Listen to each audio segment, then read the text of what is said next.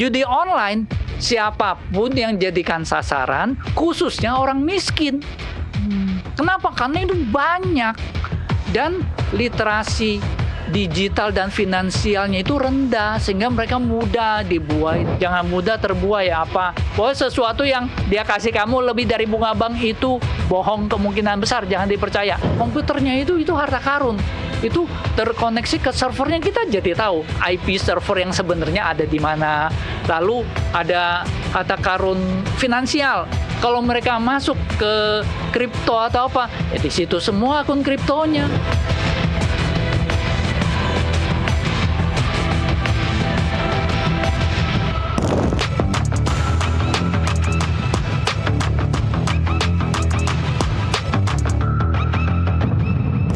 Penggerbekan markas judi online di Hayamuruk, Jakarta dan pengungkapan basis operasional penipuan daring di Batam menunjukkan satu hal. Indonesia bukan lagi sekedar pasar, tapi mulai menjadi basis operasional kejahatan digital lintas negara. Mengapa ini bisa terjadi dan di mana titik lemahnya? Kasih Paham akan membahasnya bersama dengan Alphonse Tanujaya, pakar keamanan cyber yang juga pengamat security Vaksinkom dan Wakil Ketua Umum 2 Aptiknas. Selamat malam Pak Alphonse. Selamat malam. Terima kasih sudah hadir di Kasih Paham. Ini Pak Alphonse, kalau Anda mengamati 2 kasus pengungkapan terakhir, ada 371 WNA dan ada 75 domain. Apa catatan Anda dari pengungkapan kasus ini? Ini cukup mengejutkan karena kita tadinya mengira kalau operasi penipuan daring lalu judi online ini dilakukan dari negara yang sulit jauh dari jangkauan hukum, di Kamboja, di Myanmar yang kemarin diserang oleh Thailand, dan pemerintah Cina juga aktif karena menyerang negaranya. Dan kita tidak menyangka bahwa operasinya bisa terjadi di Indonesia. Iya. Ini sangat mengejutkan. Dan melihat dari pelaku yang tertangkap itu ya 100% orang asing ya. Jadi kelihatannya memang marketnya mayoritas mungkin menyasar bukan orang Indonesia. Oke, soal pergeseran, ini kan menarik ya, pergeseran lokasi. Karena dulunya kita tahu bahwa lokasi-lokasi kejahatan transnasional itu sebelumnya di Myanmar, Kamboja, Laos, Vietnam, di Indochina lah. Kemudian bergeser ke, tiba-tiba kita melihat bahwa Jakarta, kemudian ada Batam juga menjadi lokasi. Kalau dari analisa Anda, mengapa kita yang dipilih? Mengapa Indonesia? Ada kabar baiknya, ada kabar buruknya. Oke. Kabar baiknya adalah infrastruktur internet di Indonesia, di mana pusat-pusat scam itu terungkap, artinya infrastrukturnya udah bagus. Oh, jadi itu kabar bagusnya. Kualitas internet kita sudah bagus. Kualitas internet kita sudah mumpuni. Jadi kamu bayangkan 320 lebih komputer terkoneksi pada saat yang bersamaan, satu komputer 10 mega, itu dia 3,2 giga. Jalan terus tiap hari, non-stop 24 jam. 24 jam ya? Non-stop, judi online itu 24 jam. Jadi itu menunjukkan kualitas internetnya baik, itu positifnya. Ya kan? Negatifnya, ya ini kan melanggar hukum gitu loh. Dan mengapa ini tidak terdeteksi? Karena secara teknis ini dengan mudah terdeteksi. Ada satu koneksi yang khusus, 3,2 giga, lalu terkoneksi ke beberapa situs yang tertentu, dan judi online itu ada fingerprint yang sangat mudah diidentifikasi. Beda dengan koneksi internet kantoran yang sama-sama 3,2 giga. Kantoran kan pakai Google Workspace, pakai Microsoft OneDrive atau apa, yang ini pasti ke server tertentu yang rasanya sih tidak sulit untuk diidentifikasi. Oke, dan kalau memang itu mudah untuk dilacak, artinya kemarin itu bisa beroperasi 2 bulan, kalau boleh dibebankan tanggung jawab, ini berarti kebobolannya siapa nih Pak Alphonse? Kita mungkin jangan menunjuk siapa yang salah dulu, tetapi apakah kita memiliki satu sistem monitoring, itu yang pertama dulu. Jadi kita memang perlu punya sistem monitoring. Saat ini berarti belum ada? Saat ini ada, mungkin belum terlalu mendapat perhatian, atau mungkin budget atau anggarannya belum terlalu besar. Salah satu institusi yang bisa kita harapkan itu di BSSN. BSSN bisa kita harapkan karena mereka memonitor traffic internet seluruh Indonesia. Dan kita juga harapkan dari Komdigi, dari dirjen yang terkait itu bisa mulai memperhatikan hal ini, karena kalau ini terjadi di Indonesia harusnya kita malu. Kok ini penipuan yang jelas melanggar hukum dan sangat mengganggu kita juga, itu terjadi di depan hidung kita gitu loh. Dan kalau misalnya kita memiliki kepedulian dan memiliki kemauan untuk mengidentifikasi, ini fingerprint-nya tidak sulit, sangat-sangat mudah untuk diidentifikasi kok. Oke, kembali lagi ke jumlahnya yang besar ya, ada 321 orang nih kan dalam bayangan kita kan kita bisa membayangkan ya Pak, ini orang WNA semua, detailnya itu adalah 228 orang Vietnam, 57 orang dari China, 13 dari Myanmar, dan 1 dari Laos. Ini sebagian besar kalau menurut polisi secara sadar bekerja dengan tujuan untuk judi online. Artinya kan mereka datang ke Indonesia juga sadar ya Pak ya dengan resiko yang akan ditanggung ketika tertangkap. Nah, apa yang bisa kita baca dari jumlah yang begitu besar ini? Apa yang harus diperbaiki kira-kira Pak Alphonse? Kalau dilihat dari kewarganegaraannya, kita ambil secara kasar itu adalah secara tidak langsung sasaran dari marketnya. Oh gitu, jadi kira-kira marketnya adalah Vietnam, Cina, Myanmar begitu ya? Betul. Oke. Jadi secara tidak langsung, mengapa begitu? Jadi bayangkan begini, ada di negara lain, ada sindikat judi online ingin mencari pemain judi online dari Indonesia. Nggak mungkin dia cari orang Vietnam, orang Thailand, atau orang Kamboja. Mereka nggak bisa ngomong bahasa Indonesia. Mereka pasti cari orang-orang Indonesia, direkrut, ditarik ke sana. Nah, jadi kalau ini orang Vietnam yang ada di sini, kemungkinan besar direkrut untuk korbannya tuh adalah di Vietnam, di Cina, di Thailand. Jadi itu yang menjadi pola yang selama ini memang terjadi, dan operasionalnya di luar negara yang menjadi korban ya tujuannya supaya penegak hukumnya kan kurang aware lah, karena sasarannya kan bukan di Indonesia gitu, sasaran di luar negeri. Jadi melihat dari kemungkinan ini, kami cukup tengarai bahwa ini memang ada komunikasi. Jadi ada penegak hukum dari negara yang menjadi korban, mereka menghubungi penegak hukum Indonesia dengan data yang jelas. Nah, dari situ kita apresiasi dari penegak hukum Indonesia pelan-pelan bisa mengidentifikasi lalu melakukan penggerebekan dan cukup spektakuler. Jadi ada beberapa hal yang kita bisa ambil. Yang pertama adalah artinya kita bantu mereka. Kita ikut aktif Indonesia sebagai negara untuk memerangi judi online yang memang merusak. Jadi negara lain juga secara tidak langsung mereka juga udah utang budi nih. Lu Vietnam, Cina, Thailand udah utang budi. Lain kali kalau misalnya kita ada masalah lalu mereka ngumpet di negara kalian, lu juga harus bantu. Kira-kira itu yang perlu kita komunikasikan. Nah, di sini nanti perannya Departemen Luar Negeri, nah ini walaupun judi online nanti nyangkutnya kemana-mana, nanti nyangkut ke Komdigi, nyangkut ke OJK PPATK, nyangkut ke BSSN, ini nyangkutnya ke Departemen Luar Negeri, karena ini kita perlu ada komunikasi.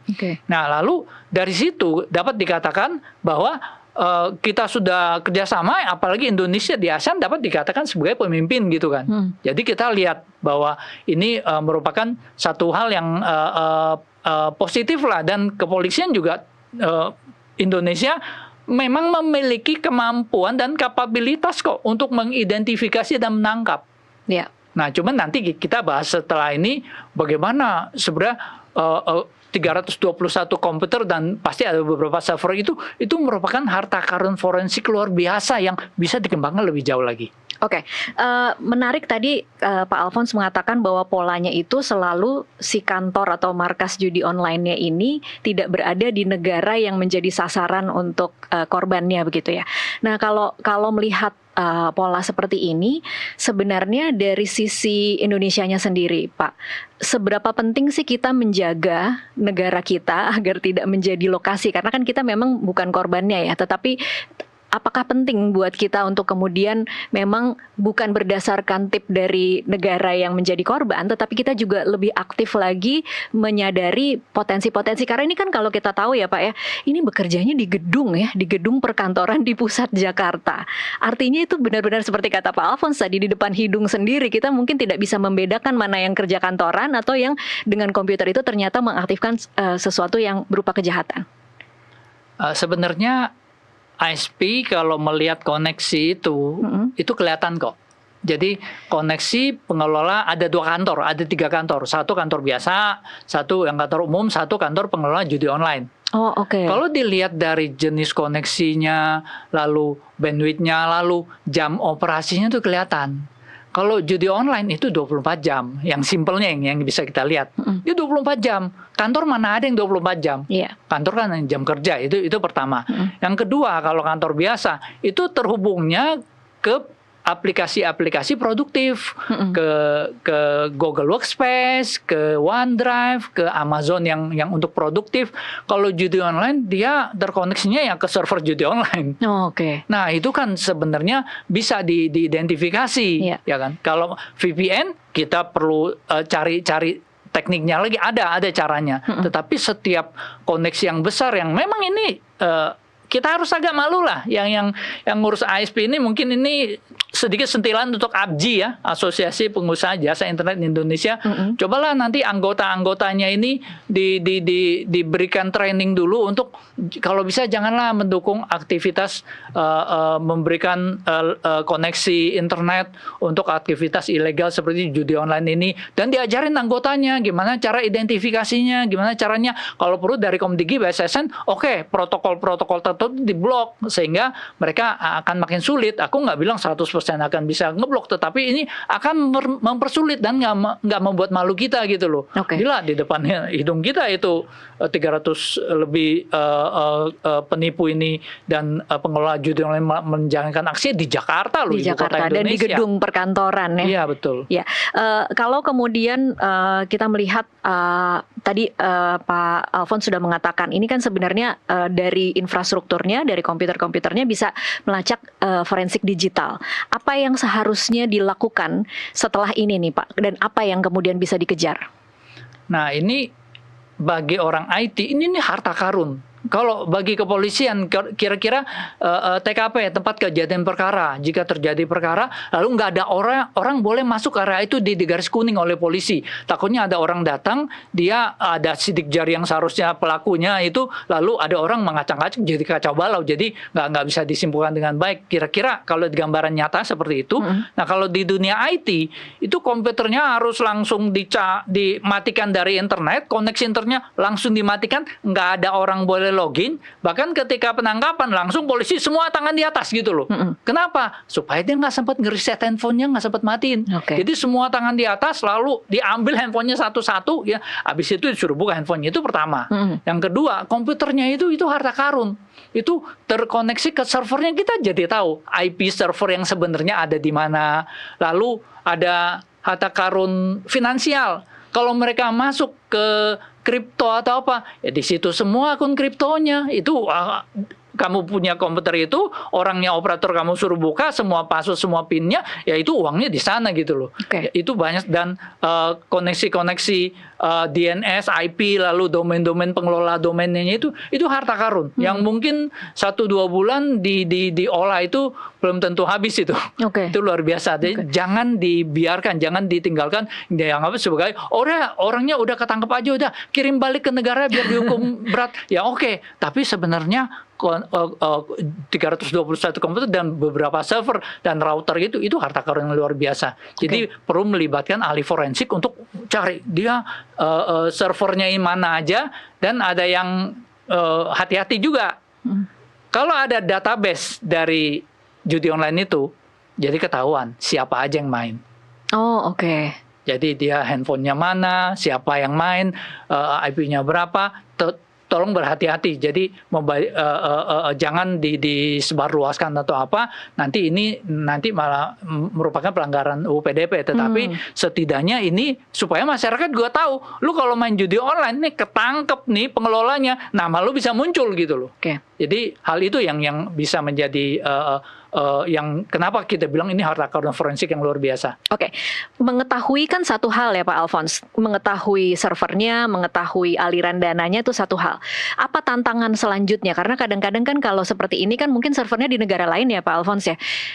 Perlu kerjasama lintas negara juga kan. Jadi kira-kira tantangan ke depannya itu akan seperti apa untuk kemudian bisa benar-benar menangkap kepalanya Pak Alfons? soal nangkap kepala itu percuma. Oh, percuma. Bukannya mubazir. Sudah banyak yang tertangkap. Kita lihat contoh seperti gembong narkoba di Meksiko. Ya. Udah ketangkap satu di penjara atau tembak mati gitu. Terus dalam waktu beberapa bulan akan muncul gembong yang lain. Ya. Kenapa? Karena model bisnisnya sudah ada, keuntungannya yang besar, dan ada demand-nya gitu. Judi online juga begitu. Jadi model bisnisnya udah ada, keuntungannya besar, sehingga kalau ketangkap pun mereka akan ada pemain lain yang menggantikan karena ada cuan besar di sini gitu. Nah, yang ingin kita garis bawahi adalah peperangan dengan judi online ini ibaratnya kalau misalnya dari penegak hukum Indonesia ini Avenger, ini musuhnya ini Thanos. Oh, oke. Jadi kalau Spider-Man maju sendiri kalah, Thor maju sendiri kalah, Iron Man sendiri maju sendiri kalah. Jadi Thor itu kata Kom Digi, tukang ketok palu. Kalau Spider-Man dia lincah gitu. Jadi maksudnya gimana? Kalau Kom Digi sendiri lawan judi online nggak bakal bisa menang karena mereka cuma bisanya akses blokir dan IP. Kepolisian Hulk-nya gitu yang lawan. Yang nggak bisa lagi pengen tahu IP-nya, pengen tahu pengaksesnya, mau nggak mau mesti ke Kom Digi juga. Lalu pengen menelusuri uangnya, Kom Digi kepolisian nggak bisa. Nah, mesti cari PPATK, OJK gitu loh. Ada BSSN, nanti Departemen Luar Negeri seperti kita ungkapkan tadi. Jadi peperangan melawan judi online ini, jadi Avenger-nya harus bersatu. Nggak bisa Avenger jalan sendiri-sendiri. Kalau nggak, lo nggak mungkin bisa ngalahin Thanos, kira-kira begitu.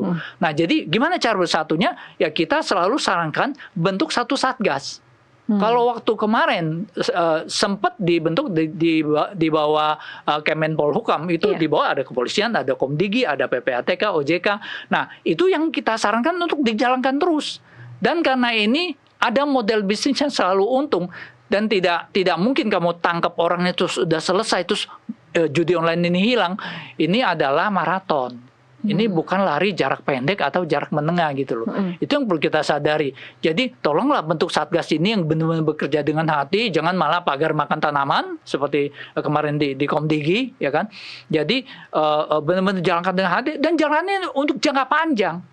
Ini perlu ada satu satgas yang ini akan selalu ada kok. Demand-nya selalu ada dan supply-nya kamu udah tangkap ini dia akan muncul lagi. Nah, itu jangka pendek dan jangka menengah, itu yang kita lakukan. Jangka panjangnya apa? Jangka panjangnya kita lakukan literasi digital dan literasi finansial ke masyarakat. Tapi itu percuma kan kita literasi sekarang semua jadi korban. Tapi kalau jangka pendek ini dijalankan penegakan hukumnya, blokir segala macam, paralel jangka panjangnya literasi digital dan finansial dijalankan. Literasi digital itu ngajarin ke masyarakat. Sebenarnya lu tuh kalau main judi online itu konsolnya adminnya itu dia tinggal nentuin gue mau lo menang atau kalah gitu loh. Jadi kalau dia bilang masih mungkin menang nggak sih sebenarnya Pak kalau main judi online atau memang akan selalu kalah sebenarnya? Tergantung adminnya. Jadi intinya dia pengen bikin korbannya addicted. Iya. Jadi dikasih menang sekali, kalah 5 kali, menang 2 kali, menang 3, hatinya udah besar. Jadi tadinya yang uangnya cuman sedikit, oh ini gue bisa menang besar nih, ya kan? Diambil lah uangnya. Lalu uangnya itu udah habis, carilah ke pinjol kemana. Nah, jadi itu yang pertama, literasi digital. Jadi masyarakat perlu tahu bahwa itu sebenarnya kamu main judi online lebih bodoh daripada kamu judi. Kenapa? Karena kalau kamu main judi, di depan mata kamu itu probabilitas yang kamu bisa kontrol. Kalau kamu main judi online, yang nentuin kamu menang atau kalah tuh admin dan algoritma. Jadi bukan probabilitas gitu loh. Itu pertama. Kenapa kita bilang kalau masyarakat literasi digitalnya bagus, mereka ngerti ini gue dibodohin gitu. Nah, lalu kedua literasi finansial. Nah, ini yang juga jangka panjang. Jadi ya masyarakat perlu diajarkan bisa mandiri secara finansial, jangan besar pasak daripada tiang, jangan konsumsi yang besar lalu pengen gaya hidup apa. Nah, itu hal itu kalau literasi digital dan finansial bisa tinggi, mereka akan cukup sulit untuk bisa tertipu di judi online ini. Kira-kira seperti itu yang harus dilakukan. Oke, sedikit lagi mengenai jumlah yang besar tadi, Pak, dan kemudian bisa di gedung kantor. Ada masukan atau mungkin catatan untuk pemilik gedung mungkin, Pak Alphonse? Berarti saat ini mungkin harus lebih hati-hati seperti apa bisa mengawasi para penyewa agar tidak melakukan praktek kejahatan menjadi markas judi online. Yang ini kadang-kadang kasihan juga, bingung juga. Karena kenapa? butuh penyewa kan? Karena satu butuh penyewa, kedua tempatnya memang udah mulai sepi kan. Iya. Jadi dan secara teknis kita nggak mungkin bisa dan tidak etis juga. Lu bisnisnya apa terus diawasi gitu. Tetapi harusnya kalau 300 lebih warga negara asing ini harusnya bisa menjadi pertanyaan sih, harusnya trigger lah. Iya. Jadi pengelola gedung juga cukup sensitif, cukup menyadari bahwa kalau bisa hindarilah hal-hal yang berpotensi melanggar hukum. Jadi memang kita butuh bisnis, tapi kalau sampai melanggar hukum sekarang malah jadi runyam kan, malah jadi lebih susah lagi berurusan dengan penegak hukum dan terseret-seret gitu loh. Oke, menurut Pak Alphonse, dengan catatan bahwa kita kan sudah mengenali ya warga negara mana yang kemudian memang biasa menjadi tempat untuk operasi judi online. Tadi kita sudah identifikasi kewarganegaraannya Indochina itu tadi. Apakah kemudian dengan ini kan ada paradoks ya Pak Alphonse, di satu sisi Indonesia tuh juga ingin pariwisatanya berkembang, makanya kemudian WNA tuh bisa diberi kemudahan untuk visa masuk ke dalam negeri. Tetapi di sisi lain ketika pengawasan ke WNA lemah, ada sekian ratus orang kemudian ternyata di sini bukan untuk liburan dan berpariwisata, tetapi malah bekerja untuk judi online. Nah ini sebenarnya batasannya harusnya seperti apa menurut Pak Alphonse? Ini menarik. Jadi dari 300 lebih WNA itu mayoritas overstay. Iya. Mayoritas overstay. Jadi ada pelanggaran imigrasi juga ya di situ. Jadi harusnya dari sini kita belajar. Kita nggak mau salah-salah, nggak mau tuding-tuding gitu ya. Dari sini kita belajar bahwa kalau dari overstay ini kita bisa proses jadi satu database. Terus benang merahnya apa gitu loh. Jadi dari keimigrasian juga bisa lihat, ini sekarang mulai diperhatikan yang dari Indochina ini. Jadi kalau misalnya sasaran orang Amerika yang bisa bahasa Inggris, apa itu orang India atau dari mana atau dari Filipina, yang untuk negara Indochina ini yang mesti bahasa Vietnam susah dipelajari, mesti orang Vietnam gitu loh. Dan Cina mesti bahasa Cina. Nah, jadi dari imigrasi ini mungkin bisa mulai melakukan profiling sekarang. Oke. Siapa saja yang masuk ke Indonesia, ya kan? Ini kita tidak tahu ya Pak, masuknya satu-satu atau langsung 300 masuk begitu ya. Siapa saja yang masuk ke Indonesia, lalu dilihat kalau khususnya udah overstay, ya kan, itu sudah lampu merah. Oke. Kalau udah banyak nggak keluar-keluar, nah dari situ perlu dilacak. Mereka mesti ada alatnya. Kenapa? Sekarang untuk melacak itu nggak sulit. Kenapa? Karena semua orang pegang handphone. Oke. Jadi ketika mereka masuk, mereka melakukan komunikasi, ya kan? Ya itu wajibkan, itu nggak salah. Orang masuk ke Indonesia dari luar negeri pasti nyalain handphonenya. Nyalain handphonenya apakah dia roaming atau dia pakai misalnya eSIM atau apa gitu. Dan kita berhak untuk minta, lu kalau masuk ke Indonesia, lu apa, make address lu. Kita catat. Oh boleh ya untuk WNA. Kita berhak loh. Itu negara kita pengen tahu. Lu udah sebulan lu keluar nggak? Kalau lu nggak keluar handphonenya ada sih, atau lu nggak keluar kan? Jadi hal-hal seperti itu yang perlu dikerjakan gitu loh. Jadi dari imigrasi lakukan, tapi lakukan itu dalam koridor hukum, jangan disalahgunakan untuk melacak orang. Ini untuk mencegah supaya tidak kita kasih free visa nanti malah disalahgunakan. Ini akan memberikan banyak manfaat.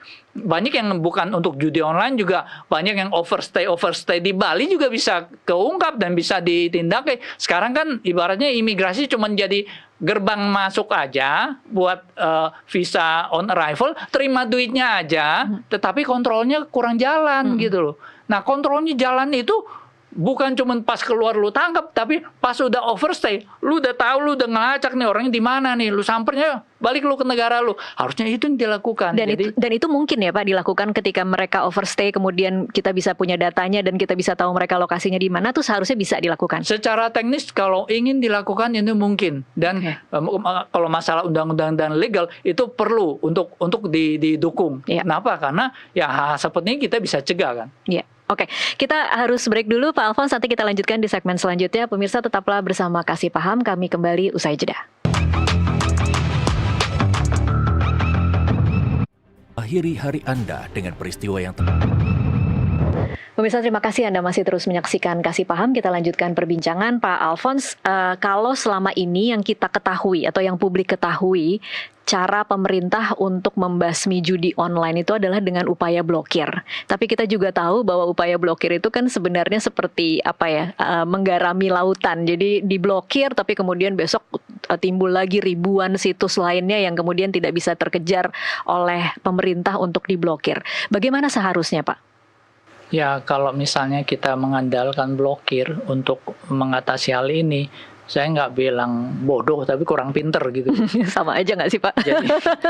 Jadi kamu melakukan hal yang sama berulang-ulang, mengharap hasil yang berbeda gitu loh. Ya. Jadi itu yang kita lakukan ini udah bertahun-tahun. Kita modal selalu blokir dan mereka kan macam-macam. Jadi sejarahnya nih, pertama pakai situsnya diblokir, dia bikin situs lain. Dia modalnya cuma 100.000 atau 50.000, dia tinggal beli domain. Dia belinya pakai program otomatis, bukan orang bahkan. Jadi program otomatis. Jadi dari nama domain bisa ketahuan misalnya judul, terus judul 1, judul 2, judul 3, terus dia judul 4 sampai judul 100.com gitu loh. Jadi kalau kita blokir itu kita ngelawan mesin, itu pertama. Lalu yang kedua, ketika blokir ini dirasakan sudah mereka mencari cara lain, mereka pasang di medsos. Jadi pasang di Instagram, pasang di TikTok, pasang iklan ya, Pak? Pasang iklan, atau bahkan mereka bisa menyewa influencer, atau juga banyak kasus yang membajak akun orang yang punya akun itu dipakai untuk promosikan judi online. Nah, kalau udah lari ke apps media sosial ini, kita nggak bisa blokir gitu loh. Karena itu ada di dalam apps-nya, di Instagram. Jadi kita perlu koordinasi dengan Instagramnya, dengan Facebook atau yang lainnya. Lalu mereka juga karena diblokir, dia masuk ke situs yang kamu nggak mungkin blokir. Situs apa yang kamu nggak mungkin blokir? Ya situs pemerintah sendiri. Oh. Jadi banyak dia masuk ke situs pemerintahan, situs akademi, situs universitas, jadi situs berita yang kalau kamu blokir, kamu ngeblokir teman kamu sendiri di pemerintahan gitu loh. Iya. Itu hal-hal seperti itu. Itu ya perlu dicari tekniknya ya, mereka kenapa bisa masuk? Oh, karena ada celah keamanan. Jadi semua institusi, semua badan publik pemerintah ya perlu belajar security untuk ngamanin supaya situsnya nggak gampang dibobol gitu loh. Iya. Jadi ini seperti permainan cat and mouse, kucing dengan tikus ya kan. Nah, apakah ada cara yang efektif? Sebenarnya ada cara yang efektif dan itu tidak sulit. Bagaimana caranya? Satu, pertama, yang menangani ini jangan Komdigi sendiri, percuma. Perlu ada Satgas. Tadi ada Komdigi, ada kepolisian, ada PPATK minimal, itu sudah cukup. Caranya bagaimana? Orang yang judi online ini pasti ingin mencari pemain baru atau korban. Dia harus broadcast. Bahkan dia broadcast SMS. SMS-nya pun dia udah pinter. Gacor gitu. Misalnya kita diblokir, gacor, GACOR. Dia GAC0R. GAC spasi OR atau apa gitu. Dia berusaha mengakali itu. Nggak apa-apa. Kita cara paling efektif, paling mudah mengidentifikasi judi online ini adalah follow the ad. Ikuti iklannya. Jadi bukannya keluar iklannya kamu blokir, keluar situsnya kamu blokir, dia tinggal pasang situs lain. Keluar iklan di Instagram kamu blokir, dia tinggal ambil akun lain. Kamu diemin aja, ikuti iklannya, klik iklannya. Oh, judi online di sini, klik iklannya, minta tim untuk daftar. Oke, jadi ikut dalam permainan mereka berarti. Betul, ya? Waktu daftar akan terungkap informasi yang lebih banyak. Oh, tolong hubungi nomor WhatsApp ini. Nah, udah mulai. Nah, hubungi WhatsApp itu, ya kan? Ini kita mau daftar, kamu perlu deposit. Oke, deposit berapa? 100.000, 1 juta gitu. Deposit ke rekening mana? Kan dikasih nomor rekeningnya. Satu, ada nomor WhatsApp yang hubungin kamu, ada nomor rekeningnya kan. Sudah nomor rekeningnya. Lalu habis itu, terus gimana Kak? Oh, mainnya ke sini. Nah, dikasih IP servernya. Itu yang diblokir, bukan iklan gitu loh. Jadi IP servernya dia ambil, lalu diblokir, dilihat bloknya yang mana, ada di mana, diblokir. Yang kedua, masih banyak ini dua informasi yang berharga tadi. Nomor WhatsApp dan nomor rekening. Itu harta karun. Iya. Nomor WhatsApp-nya kasih ke kepolisian, minta ke provider. Nomor WhatsApp ini siapa yang beli, kartu prabayar yang mana, lokasinya di mana, dicokok orangnya. Kalau dapat langsung dapat jaringannya. Lalu rekeningnya minta OJK PPATK untuk menelusuri ini uangnya masuk dari mana aja, keluar kemana aja, nah siapa aja yang nyetor. Nah, ya jadi masyarakat juga perlu tahu bahwa kalau Anda nyetor ke rekening ini, nomor rekening Anda akan ketahuan, Anda bisa dilacak. Jadi sebenarnya follow the ad aja, nggak perlu ribet-ribet kita blokir sana, blokir sini. Dia gampang banget, tinggal buka iklannya gitu loh. Jadi follow the ad and everything will reveal. Mereka butuh ad itu, dan mereka mau nggak mau harus membuka diri kalau pengen pemain baru. Dan itu kita dengan cara yang simple dan nggak perlu terlalu sulit, kita bisa kok mengidentifikasi itu. Oke, apakah memang saat ini, apa jangan-jangan begini ya Pak, mungkin saya pengen tahu sederhananya saja, apakah memang teknik pemblokiran yang dilakukan pemerintah itu memang lebih cepat daripada melakukan investigasi seperti yang Bapak katakan tadi? Jadi itu kan harus menjadi pemain ya, artinya harus ada investasi waktu yang dibutuhkan. Apakah memang blokir jauh lebih cepat daripada melakukan itu sehingga itu tidak dilakukan? Kemungkinan begini, karena ini membutuhkan koordinasi antar instansi. Oke, itu yang belum dilakukan. Itu masalahnya. Ya. Jadi sulit. Katakan dari Komdigi perlu koordinasi dengan kepolisian untuk nangkep orangnya. Terus untuk pengen tahu alur uangnya perlu koordinasi dengan OJK PPATK. Dan itu mereka ngobrol juga antar institusi juga tidak terlalu komunikasi dengan baik. Nah karena itu maka kita sarankan ada satgas yang jalan terus. Iya, dan berarti person-person di dalam satgas itu memang harus berdedikasi penuh khusus untuk judi online berarti. Dan trusted. Ya? Dan trusted, iya. Jangan jadi oknum ya Pak ya. Iya, jangan jadi oknum. Oke, baik.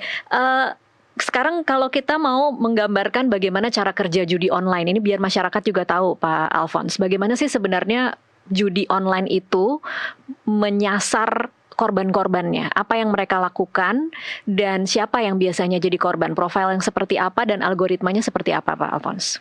Nah, yang cukup mengejutkan ini begini. Jadi kalau judi offline itu aja udah bahaya kan? Iya. Indonesia menentang judi offline, tidak boleh ada lokalisasi untuk judi offline. Judi online berlipat lebih bahaya dari judi offline. Itu yang orang nggak sadari. Judi offline kamu bisa lokalisir. Saya nggak bilang bahwa nanti legalisir judi offline, bukan. Iya. Judi offline itu bisa dilokalisir. Siapa yang masuk main judi offline itu bisa dijaga, bisa dibatasin. Kamu ke gentingnya cuman yang di genting aja bisa main gitu loh. Betul. Yang di luar itu nggak bisa. Judi online ini yang disasar seluruh pengakses internet. Termasuk anak-anak ya Pak? Judi offline itu yang main rata-rata orang middle up atau yang udah kecanduan judi. Iya. Orang miskin datang, lu nggak ada duit, lu nggak mungkin kasih masuk gitu loh. Betul. Judi online siapapun yang jadikan sasaran, khususnya orang miskin. Kenapa? Karena itu banyak dan literasi digital dan finansialnya itu rendah sehingga mereka mudah dibuai dengan lu cuman ini gacor langsung dapat duit. Dia pikir gua nggak perlu kerja nih, anak istri gue dia bisa makan nih sekali 100.000 sudah 1 juta 2 juta gitu. Nah tetapi nggak taunya malah terjerat gitu loh. Nah jadi itu yang perlu disadari bahwa sebenarnya judi online ini jauh lebih jahat daripada judi offline, dan ini yang memang harus menjadi usaha kita bersama untuk mencerdaskan supaya jangan masyarakat menjadi korban, karena itu berentet. Kalau kamu udah judi online udah menjadi ingin bermain lalu uangnya udah nggak ada, kita tuh ada dopamin yang dirancang yang kita pencet puter jackpot itu kita tidak dapat, itu rasanya kita ada yang kurang gitu loh. Nah hal itu yang dimanfaatkan sehingga masyarakat kecil ini yang perlu disadari untuk jangan mudah termakan oleh hal-hal seperti ini. Oke, modusnya biasanya seperti apa Pak Alphonse, kalau yang Pak Alphonse ketahui atau yang mungkin paling parah yang Pak Alphonse ketahui, munculnya tuh biasanya di mana Pak? dia mencari berbagai macam cara. Bahkan saya juga baru dapat SMS tadi pagi juga, datang, oh Gacor, kamu dapat saldo 1 juta. Udah, kamu bisa pakai gitu loh. Oh langsung, jadi dikasih dulu. Nah sebenarnya dulu, ya? kamu dapat saldo 1 juta itu kan kamu masuk ke servernya. Ini yang perlu masyarakat tahu. Iya. Kamu masuk ke server judi online ini, kamu dapat saldo 1 juta, ya kan? Nah, saya simpelnya gini, lu dapat saldo 100.000 atau 1 juta. Oke, gue mau langsung tarik, bisa nggak? Pasti nggak bisa. Jadi saldo 1 juta, 100.000 itu saldo-saldoan yang ada di servernya. Kalau kamu punya server itu, mau bilang saldo 1 miliar juga bisa, main aja sih. Ini cuma angka di sana gitu loh. Yang simpelnya gini, kamu dapat saldo 1 juta, oke, gua tarik deh 50% deh 500.000 buat lu gitu. Mau nggak? Nggak juga gitu loh. Artinya apa? Artinya saldonya tuh saldo-saldoan. Saldo yang ada di server dia, angkanya berapa dia tinggal ketik. Tujuannya dia kasih kamu 1 juta supaya kamu main, jadi 2 juta, jadi 3 juta. Jadi ada rasa menang, ada itu. Nah, setelah rasa menang ini terikat ke kita, lalu kita main, lalu udah mulai kalah, ya, kamu mesti top up gitu loh. Nah, mulai top up itu kita udah mulai kecanduan gitu loh, sehingga nggak bisa melepaskan. Jadi tekniknya seperti itu. Jadi semua yang ada di server judi online itu semua dikontrol oleh adminnya gitu loh. Ini mau angka berapa, mau duit berapa, itu bisa. Kamu mau withdraw, ya kalau langsung dia kasih kamu duit, kamu withdraw, udah gue bagi lo setengah, sini gue bagi gue setengah. Kalau memang itu duit beneran jadi balik, nggak ada yang begitu. Nggak ada yang begitu. Iya. Tapi ada ya orang-orang yang memang main, karena tadi Pak Alphonse bilang ya, jadi harus dikasih menang sesekali supaya kemudian efek dopaminnya itu memang benar-benar terasa ya Pak Alphonse ya. Jadi ada ya sebenarnya yang kadang-kadang menang kemudian harus mengalami kalah lagi begitu ya Pak. Jadi dari algoritma, dari adminnya, mereka sudah sangat berpengalaman. Oke. Dia lihat, dia kategori pemain tuh banyak. Ada yang main yang ini bisa nih. Gua harapkan untuk jadi tercandu. Wah, yang ini ngontrol nih, yang ini nggak mau.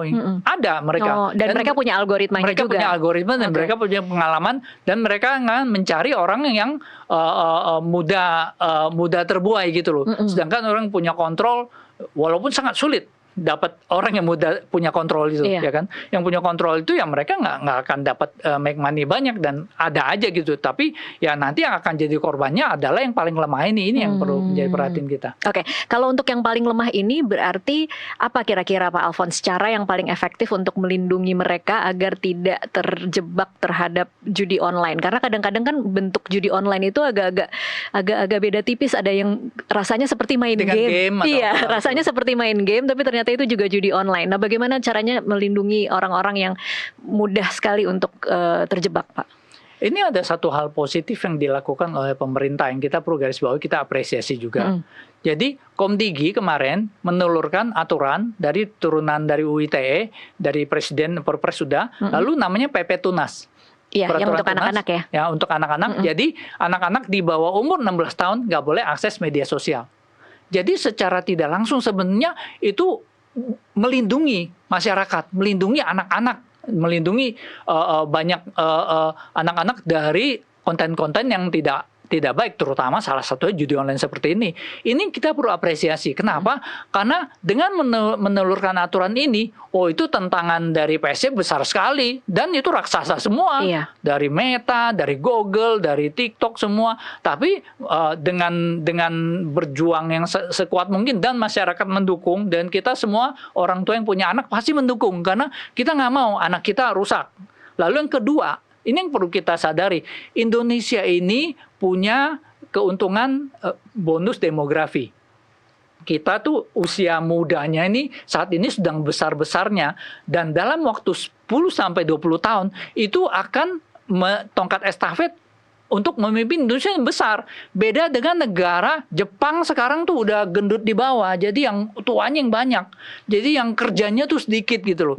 Nah, Indonesia nih sangat besar harapannya gitu. Nah, tetapi kalau misalnya dikasih judi online, PP Tunas nggak jalan, mereka termakan oleh konten-konten yang tidak baik, 10 20 tahun lagi mereka jadi apa gitu Iya. loh. Indonesia nggak bakal maju. Itu yang perlu menjadi perhatian kita dan kesadaran kita bahwa ini sangat penting. Kelihatannya memang kita berjuang. Anak pasti marah, pasti ngambek gitu. Kenapa aku nggak boleh main medsos? Kenapa aku nggak boleh main game atau apa? Ya, kamu mainlah sesuai umur kamu, pada saatnya kamu udah boleh main. Itu yang kita perlu apresiasi. Jadi hal-hal seperti itu yang perlu dilakukan.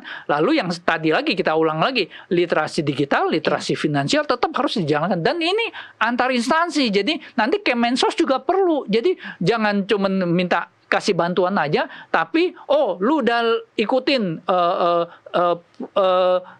training literasi digital, udah ikut training literasi finansial, baru boleh terima dari bantuan sosial, dari Kemendikbud juga pastikan. Contoh-contoh seperti itu yang perlu kita perhatikan. Oke, kalau bicara soal PP Tunas sedikit saja ya Pak Alphonse, kalau pengamatan Anda jalan tidak sih sebenarnya di masyarakat? Karena kan kemarin sempat ada beberapa penolakan dari big company itu, dan kemudian saya ingin tahu sebenarnya pada prakteknya apakah saat ini anak-anak di bawah 16 tahun memang benar-benar tidak bisa mengakses sosmed?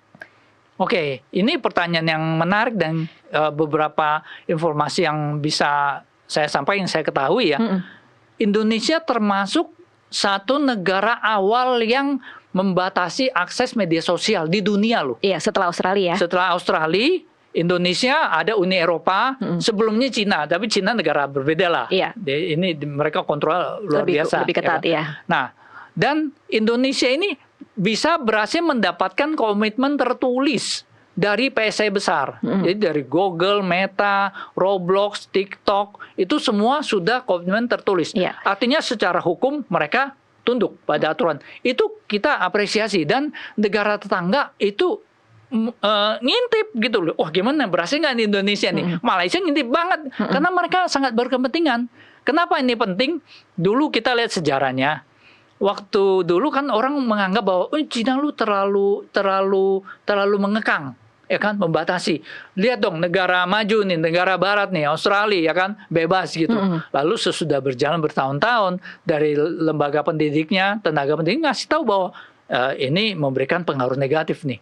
Jadi mereka malah ngikutin, mulai membatasi. Jadi itu yang kita perlu sadari gitu, bahwa kebebasan yang seperti ini yang nggak bisa waktunya gitu loh. Nah, jadi dari hal itu kita belajar, kita perlu ngatur dengan baik, dan anak yang memang belum saatnya jangan dikasih gitu loh. Kenapa? Karena mereka memiliki hak asasi untuk mengakses konten sesuai umur mereka. Iya.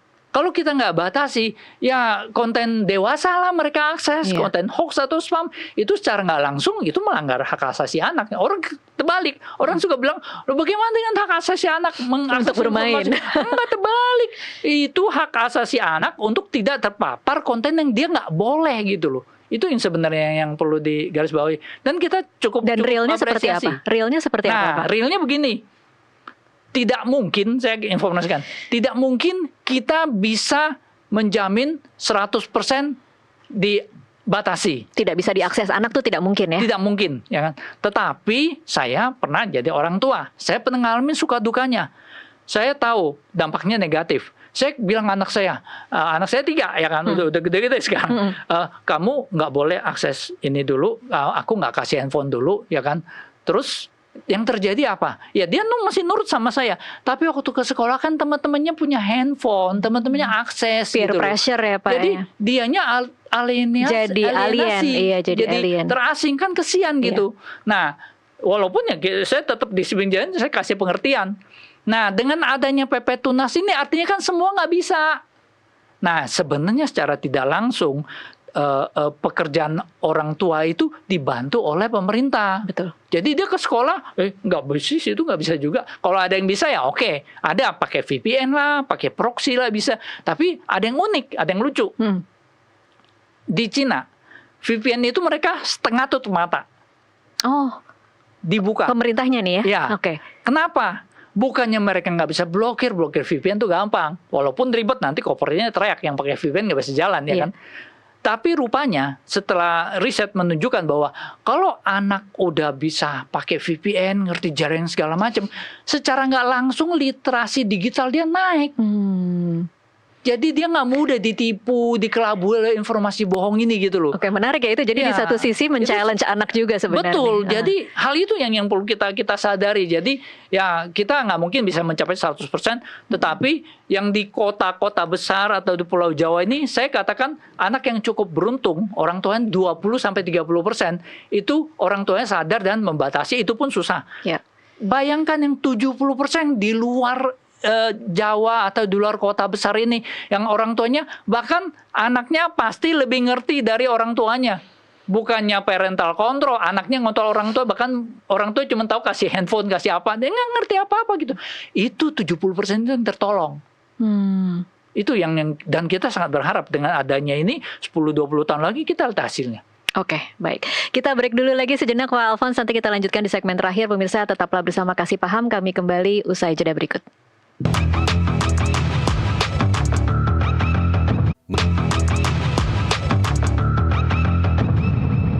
Pemirsa, terima kasih Anda masih terus bersama Kasih Paham. Ini adalah segmen terakhir dalam perbincangan kita kali ini. Pak Alphonse, mungkin kita bicara lagi sedikit lebih mendetail tentang apa yang, atau edukasi paling efektif seperti apa yang kemudian bisa membuat masyarakat sadar dan tidak mudah terjebak. Mungkin Pak Alphonse bisa cerita atau ada contoh best practice yang seperti apa sih di negara-negara luar agar kemudian judi online itu celahnya bisa sangat dipersempit dan tidak memakan korban. Bahkan mungkin kalau tadi kita bicara sebelumnya, jangan-jangan korbannya memang dari masyarakat kelas menengah ke bawah dan juga mungkin tidak menutup kemungkinan anak-anak juga jadi korban judi online. Ya kita sebenarnya kunci dari ini ada dua ya. Yang satu adalah penegakan hukum yang serius, dan jika ini dilakukan dengan benar dan baik, bukan cuma judi online kok yang akan selesai. Ada scamming yang banyak memakan korban juga akan tertekan. Jadi jika selama ini pelaku scamming atau pelaku penipuan itu ketangkep, udah nangkapnya susah. Misalnya ditipu di Jakarta, yang nipunya di Lampung atau di Sulawesi gitu. Polisi juga ketipunya cuma 10 juta gitu. Usahanya bisa 15 juta, 20 juta, dan mungkin secara teknis mereka juga sulit. Jadi kelihatannya agak-agak sulit. Jadi secara tidak langsung pelaku-pelakunya didiamkan atau hukumannya sangat ringan. Jadi ini yang perlu menjadi perhatian. Jadi PR-nya adalah hukumnya harus dibikin serius. Ya? Jadi penegak hukumnya kan banyak, ada kepolisian, dari kejaksaan, dari kehakiman gitu. Itu yang pertama. Jadi ini yang perlu menjadi perhatian. Lalu yang kedua, dari Komdigi ini memang perlu menjadi satu koordinator yang baik lah, kalau bisa berkomunikasi dengan banyak pihak sehingga bisa melakukan aksi untuk mencegah bagaimana supaya judi online ini pasti dia bertransformasi. Iya. Dia pasti akan bertransformasi mengikuti dengan perkembangan yang ada.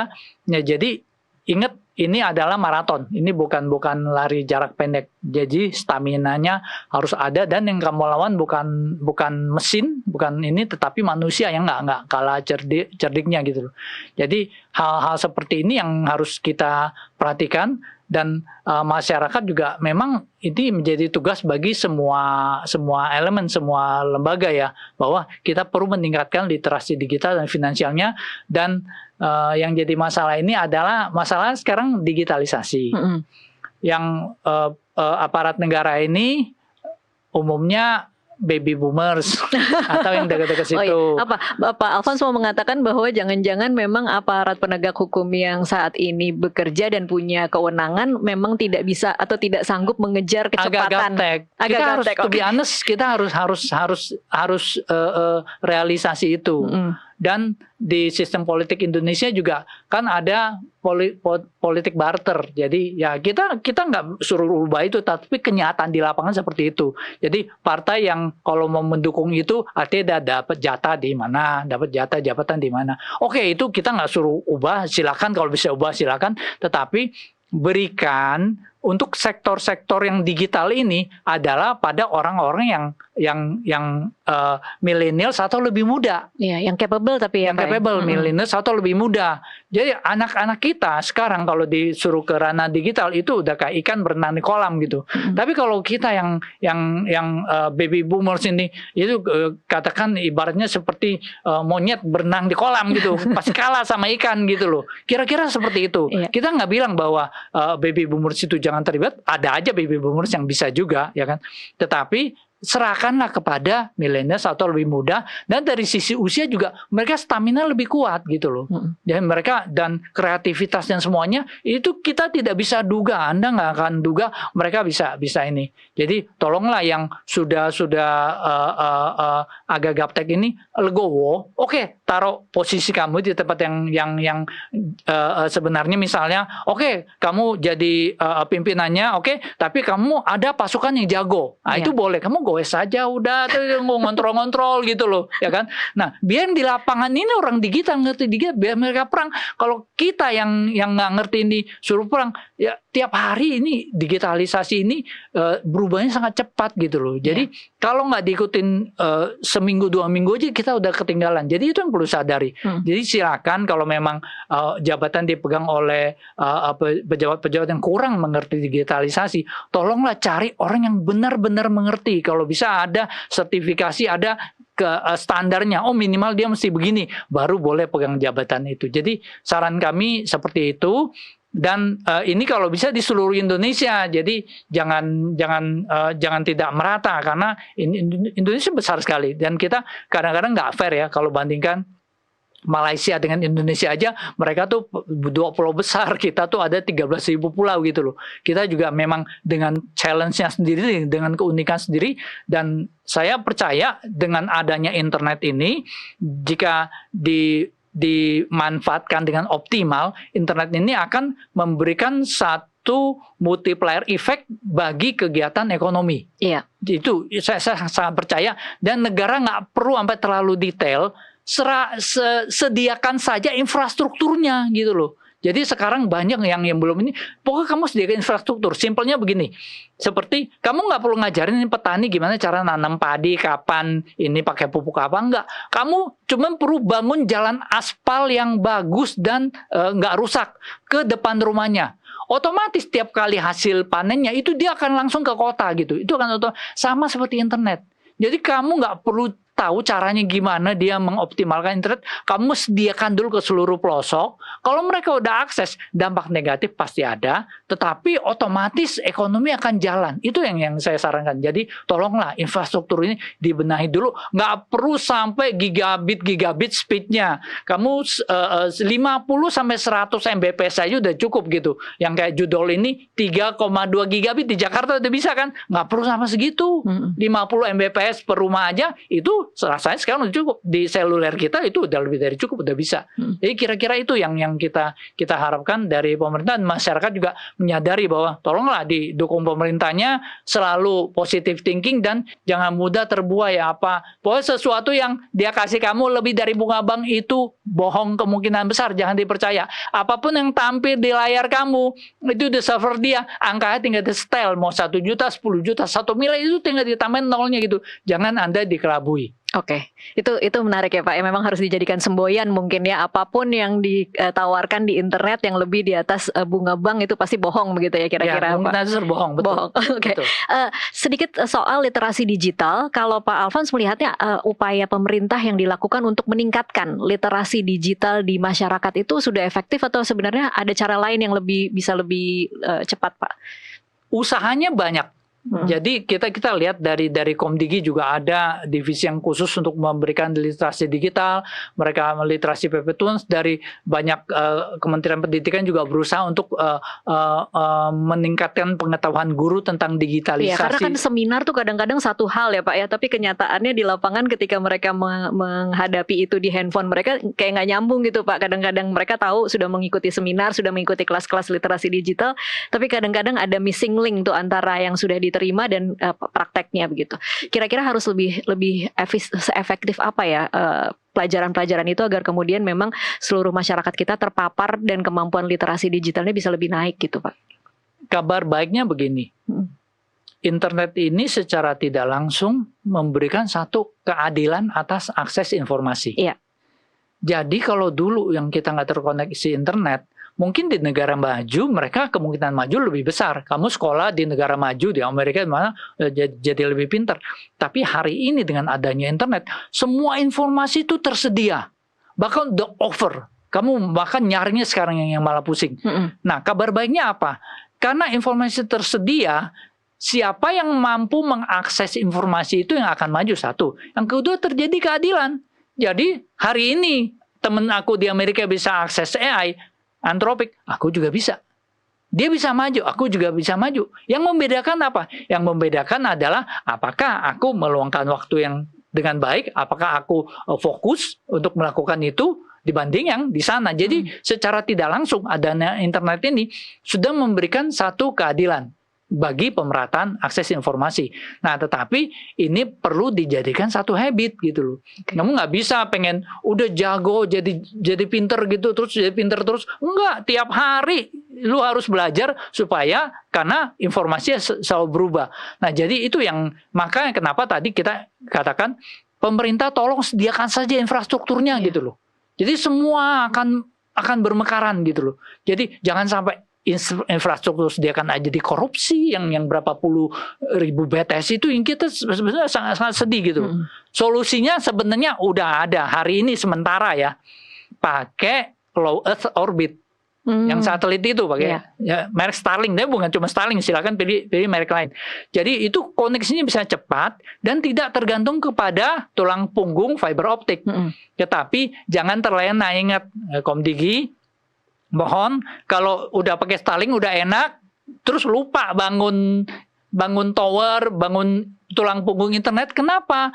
Karena satu saat kamu nggak bisa ngontrol karena yang low Earth orbit ini yang negara lain. Tapi kalau ditarik tulang punggung internet kabel fiber optik di tempat kita, itu kita berdaulat gitu loh. Iya. Nah, jadi maksudnya sementara, solusi sementara biar semua bisa akses. Oke, silakan pakai low Earth orbit, tapi tetap backbone ini dibangun. Karena backbone ini yang akan jadi senjata kita, menjadi cara kita untuk mengontrol dan maju bagi Indonesia. Oke, baik. Terima kasih Pak Alfons untuk waktunya bersama kami di Kasih Paham. Dan pemirsa, situs bisa diblokir, pelaku bisa ditangkap, tapi selama celah pengawasan, transaksi, dan kelemahan sistem masih terbuka, jaringan baru masih akan bisa terus tumbuh. Pertanyaannya sekarang, siapa yang akan bisa lebih cepat? Apakah negara atau sindikat? Kasih Paham akan menjumpai Anda minggu depan. Saya Tasya Litmila undur diri, terima kasih, sampai jumpa.